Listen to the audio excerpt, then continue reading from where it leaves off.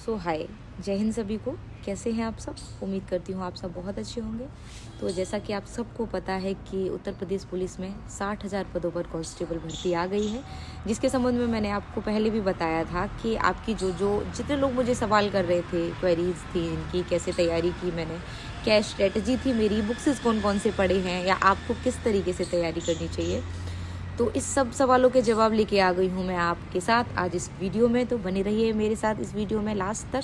शायद हो सकता है आपको कुछ ऐसे सवालों के जवाब मिल जाएं जिससे शायद आपको पेपर निकालना या एग्ज़ाम क्वालिफाई करना थोड़ा सा आसान हो जाए। तो चलिए शुरू करते हैं।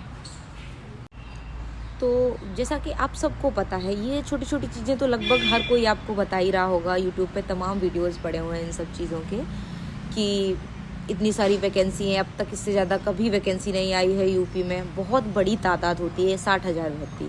इससे पहले जो 49,000 कांस्टेबल पदों पर भर्ती आई थी, उसमें से भी लगभग 18-20 हज़ार तो प्लाटून कमांडर की वैकेंसी थी। पीएसी। तो उसमें क्या होता है, जो सिविल पुलिस की भर्ती थी वो लगभग 30,000 ही थी, और अब कितनी है? 60,000। मतलब पिछले से ठीक दुगनी तादाद में अब की बार वैकेंसी है। तो इस सब के लिए एक हमारे पास प्लस पॉइंट भी है कि इतनी बड़ी संख्या में वैकेंसी है तो थोड़ा सिलेक्शन लेना आसान हो जाएगा। हालांकि हार्ड वर्क का कोई शॉर्टकट नहीं होता है कि चलो वैकेंसी ज़्यादा है तो ऐसे बिना पढ़े हो जाएगा। ऐसा बिल्कुल भी नहीं है कि बिना पढ़े हो जाएगा। ठीक है, तो पढ़ना तो आपको पड़ेगा ही। तो बहुत सारी चीज़ें बहुत सारे यूट्यूबर्स ने या बहुत सारे लोगों ने, टीचर्स ने बता रखी हैं। मैं आपको जो मेरे पास सवाल अभी तक सबसे ज़्यादा आया है, वैसे तो बहुत सारे सवाल हैं, सबके जवाब दूंगी मैं, पर इस वीडियो में मैं एक सवाल लेना चाहूँगी जो सबका था मोस्टली, कि मेरी स्ट्रेटजी क्या थी जब मैंने तैयारी की थी, तो मैंने किस तरीके से तैयारी की थी। तो मैं उस टॉपिक पे सबसे पहले बात करूँ। तो सबसे पहले मैं बात करती हूँ कि पढ़ाई कैसे शुरू करें। मतलब इसमें दो तरीके के बच्चे होंगे इस वैकेंसी में। एक तो ये होंगे कि जिन्होंने पहले से अपना बेस तैयार कर रखा होगा, यानी बेसिक सारा पढ़ रखा होगा, और दूसरे एक वो होंगे जो बिल्कुल ज़ीरो से शुरू करते हैं। क्योंकि सॉरी गाइज, थोड़ा सा मैं बाहर हूँ, ट्रेनिंग में हूँ, तो इस टाइप से वीडियो बनाना पड़ रहा है बाहर, जहाँ पे थोड़ी शांति नहीं है, बैकग्राउंड आवाज़ बहुत आ रही है कुत्ते बिल्लियों की, तो प्लीज़ एडजस्ट करिए। तो कुछ लोगों का ये कहना है कि जैसा कि फरवरी में एग्ज़ाम की डेट एक प्रकाश में आई है कि कोई लेटर वायरल हुआ था जिसके हिसाब से 11 फरवरी का एग्ज़ाम है, तो फिर क्या हम तब तक अपनी तैयारी कंप्लीट कर पाएंगे? तो ऐसा है कि एक लेटर ही वायरल हुआ है, और जो भी कभी डेट आती है प्रकाशित होके वहाँ से, तो वो सिर्फ एक प्रस्तावित डेट मात्र होती है। ऐसा नहीं है कि अगर उन्होंने एक बार वहाँ से लिख के लेटर कोई डाल दिया 11 फरवरी तो हो ही जाएगा। उसके पीछे लॉजिक है कि 11 फरवरी को अगर ये एग्ज़ाम करा रहे हैं, उसी टाइम पे लगभग उसी हफ्ते में एसएससी जीडी का एग्ज़ाम है, जो अपने आप में एक बहुत बड़ी संख्या है, और उसके बाद उसी वीक में शायद आरओ एआरओ का एग्ज़ाम है, और लगभग तभी से बोर्ड एग्ज़ाम स्टार्ट होंगे। ठीक है, और इन्होंने भी उस लेटर में मेंशन कर रखा है कि केवल एक पाली में एग्ज़ाम कराएंगे, केवल एक दिन में एग्ज़ाम कराएंगे। तो लगभग 25 लाख, कम से कम 25 लाख बच्चे तो अप्लाई करेंगे इन 60,000 पदों के लिए। तो उन 25 लाख का एक पाली में एक दिन एग्ज़ाम कराना क्या पॉसिबल है?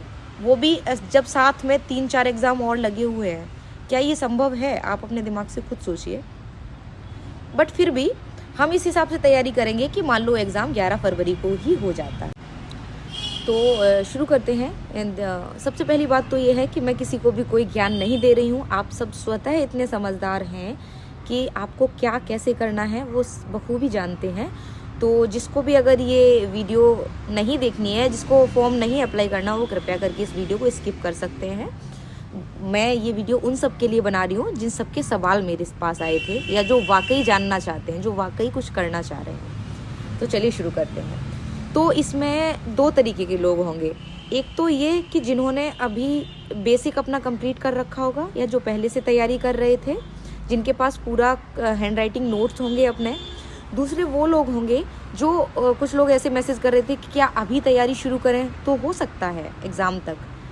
तो इसमें ये कहना है कि आप दोनों ही लोग चाहें तो दोनों ही लोग कर सकते हैं, क्योंकि ऐसा नहीं है कि आप अभी से तैयारी शुरू करें तो नहीं कर सकते। हार्ड वर्क का कोई शॉर्टकट नहीं होता है, कोई भी शॉर्टकट नहीं होता है। आप हार्ड वर्क करेंगे तो आप ज़रूर ही सक्सेस हो जाएंगे। तो देखिए ऐसा है इसमें, अब कुछ बच्चे ये पूछ रहे हैं जैसे कि क्या कहीं कोचिंग करने बाहर चले जाएं, या मैं कहीं बाहर कोचिंग करने गई थी, क्या उससे हो जाएगा? नहीं, मैं इस चीज़ के बिल्कुल भी सपोर्ट में नहीं हूँ कि आप कांस्टेबल एग्ज़ाम के लिए कहीं बाहर तैयारी करने जाइए। हाँ, आप ये कर सकते हैं कि आपके आसपास कोई पड़ोस में, लोकल में या थोड़ी बहुत दूरी पे, जैसे हम किसी गांव वगैरह में रहते हैं तो आसपास होता है कि कस्बों में या कहीं पे छोटी मोटी कोचिंग्स खुले रहते हैं, या हर जगह आजकल तो हर जगह तैयारी कराने का संस्थाएं जो हैं वो स्टार्ट हो गई हैं। तो आप एक काम कर सकते हैं, आप नॉर्मल उस कोचिंग से क्या रहता है कि ऐसा नहीं है कि कोचिंग वाले कुछ घोल के पिला देंगे और चलो हो गया, हमको सारा आ गया। नहीं, मेहनत आपको खुद से करनी पड़ेगी। उसमें उस कोचिंग को ज्वाइन करने से क्या फ़ायदा होगा कि एक आपका जो डे है वो शेड्यूल्ड हो जाएगा कि आपको 3 घंटे कोचिंग में स्पेंड करना ही करना है। आपको 3 घंटे किसी किताब को लेके खोल के देखना ही देखना है। तो मैंने ये किया था कि मेरे आसपास एक छोटी मोटी कोचिंग थी, उसको मैंने ज्वाइन कर लिया था क्योंकि मैं रेगुलरली, मेरा जो टाइम है वो एक टाइम टेबल बन जाए मेरा। तो उसके बाद क्या किया था, मैं उस कोचिंग के भरोसे बिल्कुल भी नहीं रही थी। और उसके बाद मैंने यूट्यूब पे कोर्सेज़ देखना स्टार्ट किया कि किसका कौन कैसे पढ़ा रहा है। यूट्यूब पे इतना तमाम पड़ा हुआ है, मटेरियल पड़ा हुआ है कि आप अगर उसको केवल उतने मटेरियल को ध्यान से अच्छे से पढ़ लेंगे, अपने नोट्स बना के कर लेंगे, तो आपको कोई भी बुक लेने की या कहीं और से कुछ भी करने की ज़रूरत नहीं पड़ेगी। ठीक है, तो आप उसके लिए क्या कर सकते हैं कि यूट्यूब पे जो भी चैनल आपको अच्छा लग रहा हो, मैं नहीं कह रही कि कोई पर्टिकुलर चैनल का या किसी व्यक्ति विशेष का नाम मैं नहीं ले रही हूँ, बट किसी भी चैनल को, अब तो पेड कोर्स आते हैं, तो आप नॉर्मल भी कर सकते हैं वैसे, पर पेड कोर्स में क्या रहेगा कि आपको हर चीज़ सिर्फ एक प्लेलिस्ट में देखने को मिल जाएगी। सारे सब्जेक्ट, हर चीज़, हर सब्जेक्ट कैसे तैयारी करनी है, किस किस की तैयारी करनी है, वो सारा एक प्लेलिस्ट में एक जगह आपको मिल जाएगा। आपको उसके लिए भटकना नहीं पड़ेगा इधर से।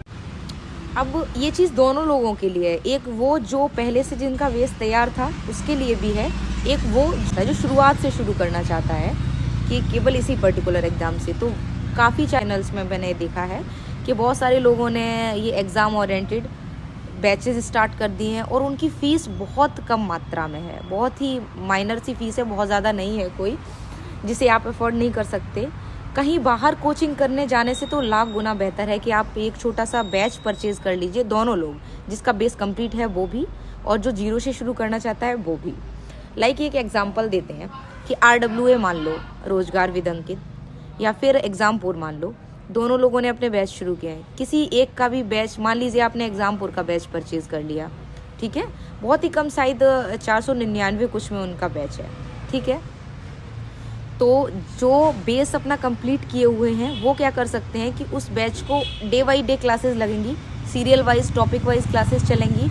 आप अपने नोट्स जो आपने बेसिक कंप्लीट था पहले बनाए थे उनको खोल के सामने रखिए, वीडियो चल रहा है आपके सामने, आप उसको पढ़िए, आपको नोट डाउन करने की ज़रूरत नहीं है। आप अपने नोट्स पे अंडरलाइन, हाईलाइटर जो भी मार्क करना चाहते हैं वो करते जाइए। क्योंकि क्या होता है वीडियोज़ से कि जैसे कोई बुक है, अब उसको हम पढ़ते हैं, तो मैं ज़्यादा किताबें पढ़ने में यकीन नहीं रखती, मेरे से नहीं पढ़ा जाता क्योंकि मुझे नींद आ जाती है किताब खोलते ही, या मुझे बहुत ज़्यादा याद नहीं होता किताब से।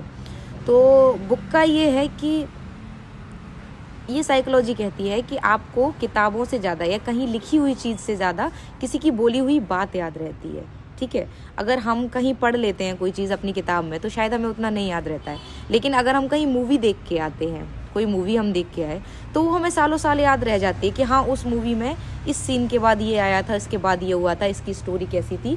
तो सेम एज अ स्टोरी आप एज अ उस वीडियो को देख सकते हैं। उससे क्या रहेगा कि चलचित्र जो होते हैं, साइकोलॉजी कहती है कि चलचित्र हमारे दिमाग में ज़्यादा टाइम तक रुकते हैं या हमें बहुत ज़्यादा टाइम तक याद रह जाते हैं।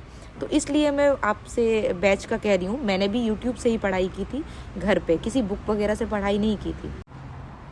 तो जिसका बेस कंप्लीट है उसके लिए तो ये हो गया कि आप वो छोटा सा बैच परचेज कर लीजिए। आपने जो अपने हैंड राइटिंग नोट्स बनाए हैं उसको अंडरलाइन करते जाइए उस वीडियोस के थ्रू कि कौन सा टॉपिक जो चल रहा है वो आपने अपने नोट्स में खोला, उसको हाईलाइट किया कि हाँ ये। इससे क्या हुआ, आपका लिखा हुआ प्लस उनका बताया हुआ, हो सकता है 1-2 चीज़ एक्स्ट्रा आपको मिल जाए वहाँ से जो आपके नोट्स में नोट डाउन ना हो, वहीं एरो लगा के छोटी सी नोट कर लीजिए। ये तरीका मेरा था पढ़ाई का, ठीक है। तो मैं पढ़ती थी वीडियोज़ से, तो आप ये कर सकते हैं। दूसरी चीज़, आप प्रैक्टिस सेट खरीद लीजिए। ऐसा करिएगा, practice set in the sense नई मत खरीदिए। अब जैसे एग्जाम्पल का मान लीजिए आपने बैच परचेज़ किया, इसी के साथ आपको उनके practice set PYQ previous year question paper रहेंगे जो अब तक के जितने पुलिस के एग्ज़ाम हुए हैं वो सारे पेपर उस किताब में आए हैं, आप उसको मंगा सकते हैं, ठीक है। आप एग्जाम्पल की साइट पे जाएंगे या RWA के यहाँ पे जाएंगे, किसी के भी, मतलब किसी भी पब्लिकेशन के आप मंगा सकते हैं, ठीक है। मेरा कोई ऐसा पर्टिकुलर नहीं है उस सब से, वो सब सेम ही होगा क्योंकि अभी तक एग्ज़ाम जो भी हुए हैं वो सेम ही हुए हैं। तो PYQ ज़रूर लगाइए, वो एक बुक मंगा लीजिए आप। के बाद बात करते हैं कि जो वीडियोज़ उस पर चलेंगी, मैंने क्या किया था, क्योंकि आप सब मेरी जानना चाह रहे हैं कि मैंने कैसे की थी। तो मुझे लाइव पढ़ने का मौका नहीं मिलता था, और आप भी, मैं आपको ये सजेस्ट करूँगी जिसका बेस तैयार है और जिसको लिखना नहीं है वो लाइव वीडियोज़ कभी मत देखो, क्योंकि उसमें क्या होता है वो अपनी स्पीड से बोलते रहते हैं, उसमें बीच में कुछ ऐसी भी बातें आएंगी जो आपको स्किप करनी रहेंगी, पर उस लाइव वीडियो में आप वो नहीं कर सकते। मान लीजिए कोई 1 घंटे की क्लास है तो आपको वो 1 घंटा पूरा धीरे धीरे करके देखना पड़ेगा। मैं क्या करती थी कि कोई भी वीडियो लाइव से ख़त्म होने के बाद अगले ही 10 मिनट में उसके बाद आपको वो video as a record provide हो जाएगी उस ऐप पे, तो उसके बाद आप उसको चला के देखिए। उसमें क्या फ़ायदा रहेगा कि आप उसको 1.5 की स्पीड पे करके देख सकते हैं, 2x पे देख सकते हैं, जिससे वीडियो की प्लेबैक स्पीड बढ़ जाएगी। और शायद आप 1 घंटे की क्लास 40 मिनट में, 45 मिनट में, या जो मैं 2x पे देखती थी अपना पर्सनल, तो आधे घंटे में ख़त्म हो जाती थी, जिससे जो वो धीरे धीरे या लाइव के बाद आप जब रिकॉर्डेड देखेंगे वो तो 10 सेकेंड का स्किप वाला ऑप्शन आता है। आप उसको, जैसे कोई ये चीज़ बार बार रिपीट कर रहे हैं या जो आपको आती है पता है, या जो जिस जगह थोड़ी बहुत बातें भी हो जाती हैं क्लास में, वो स्किप करने के लिए आप 10-10 सेकेंड को उसको टैप कर सकते हैं। तो क्योंकि टाइम कम है आपके पास तो आप ये सब कर सकते हैं जो मैंने किया था अपने एग्ज़ाम टाइम पे। ये हो गई उनकी बात जिनका बेस कंप्लीट है। अब आते हैं उन लोगों पे जो अभी स्टार्टिंग से स्टार्ट करना चाहते हैं। तो आप लोगों के लिए भी मैं यही सजेस्ट करूँगी कि सेम आप भी कोई एक बैच परचेज़ कर लीजिए, ठीक है। यूट्यूब से, किसी से भी एक बैच परचेज़ कर लीजिए छोटा सा। उसमें क्या रहेगा, उसके साथ जैसे मैंने अभी देखा था एग्जाम्पल पे जो मैंने बताया, उस पर देखा था कि उन लोगों ने अपने क्लास नोट्स भी डाले हुए हैं, जो उनकी क्लास में जितनी वो क्लासेस लेंगे उन सब के नोट्स सब्जेक्ट वाइज, मतलब 16 से 18 बुक्सेज हैं कुछ उसमें। तो उसमें क्या रहेगा कि आपके पास इतना, मान लीजिए, समय नहीं है कि आप हाथ से लिख के, वैसे तो सबसे ज़्यादा बेनिफिशियल अपने हैंड राइटिंग नोट्स ही होते हैं। मुझे नहीं पसंद किसी और के लिखे हुए नोट्स को पढ़ना, या फिर बहुत ज़्यादा वो उतना कारगर नहीं होता है, ठीक है। बट ऐसा भी नहीं कि वो ख़राब होता है, क्योंकि अब आप लोगों के पास इतना टाइम नहीं है, इसलिए आप क्या कर सकते हैं, उस बैच को खरीदिए, प्लस आप उनके हैंड राइटिंग नोट्स परचेज़ कर लीजिए। वो भी समथिंग 400-500 के एवरेज के रेंज में है शायद उनका जो किताबें हैं, तो वो आप मंगा लीजिए, ठीक है। आपने नोट्स मंगा लिए, अब आप कहीं ना कहीं, आप, मैं ये नहीं कह रही कि आप अब बेसिक जिसका कंप्लीट है उसके बराबर पे पहुंच गए हैं, उसके बराबर पे तो आप नहीं पहुंच सकते क्योंकि ये उसका सेकंड रिवीजन है, आपका स्टार्टिंग है ये। पर आपने लगभग 25% चीज़ कवर कर ली है कि आपको बनी बनाई कंप्लीट नोट्स मिल गए, ठीक है। तो 25% तो आप आ ही गए हैं बेसिक के बराबर, तो इतना आ गए हैं आप। उसके बाद सेम प्रोसेस जो बेसिक ने की थी, बेसिक जिनका तैयार था उन बच्चों के लिए बताया था मैंने, सेम प्रोसेस आप वीडियोस देखते जाइए, उनके ही नोट्स हैं क्योंकि उसी चैनल का वीडियो है, उसी चैनल के नोट्स हैं, तो आपको लाइन बाई लाइन वही चीज़ें मिलेंगी जो वो वहाँ पढ़ाएंगे। आप उसको हाईलाइट करते जाइए, अंडरलाइन करते जाइए, जैसा भी आपको सूटेबल लगे, और इससे आपको लिखना नहीं पड़ेगा, आपका टाइम वेस्ट नहीं होगा। सेम वीडियो 1.5 की स्पीड पर देखिए, ठीक है। और अगर आपको जो कोई चीज़ या कोई सब्जेक्ट या कोई टॉपिक बिल्कुल समझ में नहीं आ रहा है, उसको आप नॉर्मल स्पीड पे देख सकते हैं, क्योंकि शायद इतना फास्ट आपको समझ में ना आए। तो आप वैसे तैयारी कीजिए, साथ में PYQ ज़रूर मंगाइए। इन्हीं लोगों ने प्रीवियस ईयर क्वेश्चन पेपर की एक बुक छपवा रखी है, तो आप उसको मंगा सकते हैं, उसको मंगा लीजिए। डेली डेली एक प्रीवियस ईयर क्वेश्चन पेपर ज़रूर लगाइए, ठीक है। बहुत सारे प्रीवियस ईयर क्वेश्चन पेपर होंगे, लगभग 20-25 तो होंगे ही, ठीक है। तो हाँ, इससे बिल्कुल फ़र्क नहीं पड़ता कि आप कौन सी पब्लिकेशन या किस चीज़ का टेस्ट सीरीज़ ले रहे हैं। जो आप वो तो एक फॉर्मेट होता है, उससे केवल इतना होता है कि आपका टाइमिंग उससे स्पीड बढ़ती है कि आप पूरा पेपर अटेम्प्ट कर पा रहे हैं या नहीं। केवल स्पीड बढ़ाने के लिए आप वो करिए। बाकी हाँ, उससे फ़ायदा मिलेगा आपको जो आपने प्रीवियस ईयर क्वेश्चन पेपर की बुक खरीदी है, ठीक है, उससे तो आपको फ़ायदा मिलेगा।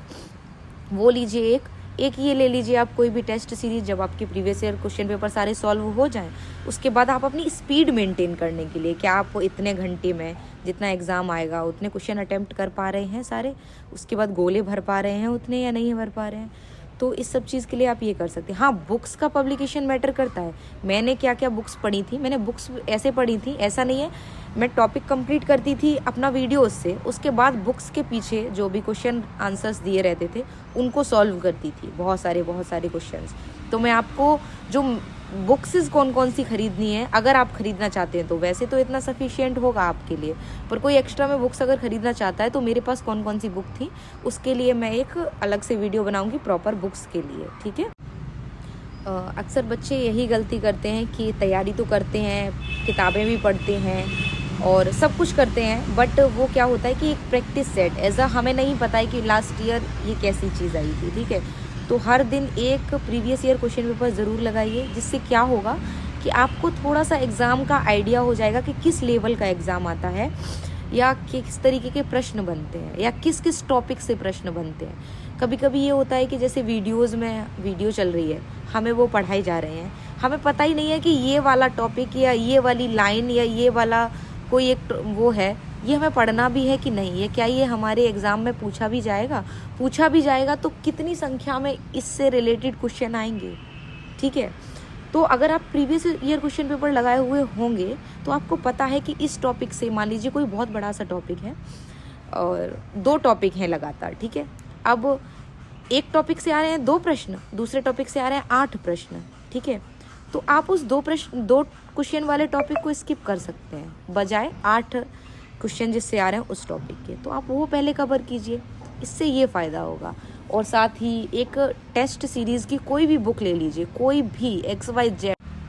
तो इतना सब कुछ हो गया, आप सारा यहाँ से जहाँ से जो मुझे सही लगता था या जो मैंने किया था अपने एग्ज़ाम के टाइम पे, वो सब मैंने आपको बता दिया है। और भी बहुत सारे बच्चों की बहुत सारी क्वेरीज़ हैं, तो उन सब के लिए मैं इसके बाद एक अगला वीडियो लेके आऊँगी जिसमें जो आपने कमेंट्स किए हैं एक एक 1 बाय 1 कमेंट का रिप्लाई करती जाऊँगी आपको। ये तो मेरी स्ट्रेटजी थी फुल, जो अगर मैं आपकी जगह होती तो ये अपनाती। अभी इसमें उस हिसाब से भी आपका हो गया कि अगर 11 को एग्ज़ाम हो जाता है तब भी क्या है कि आप टेस्ट सीरीज़ लगा रहे हैं, आप प्रीवियस ईयर क्वेश्चन पेपर रोज़ लगा रहे हैं, तो वो उसके लिए बेनिफिट हो गया। क्योंकि आप कहो कि शुरू से अंत तक आप अपना कोर्स कंप्लीट कर लें अभी, तो ऐसा तो नहीं हो सकता कि आप इतनी जल्दी इतना सारा कोर्स कंप्लीट कर लें, ठीक है। और बैच का मैंने इसलिए बताया है कि अगर एग्ज़ाम 11 को नहीं होता है तो उसके बाद आपका तो भाई ठीक ही है ना, सारा कोर्स भी कंप्लीट हो जाएगा और प्रीवियस ईयर क्वेश्चन पेपर आप लगा ही रहे हैं, टेस्ट भी आप लगा ही रहे हैं, तो दोनों तरह से आपका फ़ायदा है इसमें, ठीक है। एग्ज़ाम हो जाता है तब भी, नहीं होता ही और अच्छी बात है आपके लिए, प्लस पॉइंट है कि आपको थोड़ा सा और वक्त मिल रहा है पढ़ाई के लिए, ठीक है। तो आप इस तरीके से पढ़ाई कर सकते हैं। बाकी अगर इस सब में कोई आपको डाउट हो तो आप इसके कमेंट सेक्शन में पूछ सकते हैं। और एक वीडियो मैं बुक्स ओरिएंटेड बनाऊंगी अगली, जिसमें किताबों के बारे में बताऊंगी कि मैंने कौन कौन सी किताबें पढ़ी थी। और एक वीडियो और लेके आऊँगी जिसमें आप सबके जो छोटे छोटे सवाल थे, किसी का मेडिकल को लेके कोई सवाल था, किसी को एज को लेके था, क्वेश्चन बहुत आया है टैटू को लेके, जो मेरे टैटू बने हुए हैं तो क्या वो है अलाउड है या जो भी है, उस सब को लेके एक सेपरेट वीडियो बनाऊँगी। जो किसी ने बोला था मेरे चश्मा लगा हुआ है, या देखो वो सब चीज़ें बाद की हैं, पहले आपको एग्ज़ाम पे फोकस करना है, इसलिए वो वीडियो मैंने अभी पहले नहीं बनाया। पहले आप एग्ज़ाम पे फोकस करिए, रिटन तो निकालिए, वो बात की बात है, होगा नहीं होगा क्या क्या पता, ठीक है। उसको बेस मानते हुए मैं एक और वीडियो बनाऊंगी। तो फिलहाल आज की वीडियो में इतना ही। पूरा मन लगा के तैयारी करिए, और कोई डाउट है तो मुझे इस वीडियो के कमेंट सेक्शन में पूछ लीजिए। और अगर आपको लगता है कि आपसे नहीं हो पाएगा, ये सब बात की बात है, देखा जाएगा ना यार कि जो होगा कि नहीं होगा। अभी आप तैयारी तो ढंग से कर सकते हैं ना, ये सब बहुत बात की बात है। या कोई अगर आपसे कहता है कि नहीं आप नहीं कर सकते, तो उनको 2 लाइन मेरी तरफ से ये सुना के आइएगा कि राहें जहाँ तक जाएंगी राहगीर वहाँ तक जाएगा। तुम दरिया से क्या पूछ रहे हो, नीर कहाँ तक जाएगा। अरे खींचो धनु की डोर, निशाना साधो अपनी मंजिल का, फिर बाद में देखा जाएगा कि तीर कहाँ तक जाएगा। फिर बाद में देखा जाएगा कि तीर कहाँ तक जाएगा। तो ये सब बात की बात है ना, होगा सिलेक्शन नहीं होगा, अब हम तैयारी भी ना करें तो ये तो गलत बात है ना। तो अपनी पूरी कोशिश रखिए, ज़रूर होगा। और वीडियो अच्छा लगे तो लाइक कीजिएगा, शेयर कीजिएगा, चैनल को सब्सक्राइब कीजिएगा। धन्यवाद। जय हिंद।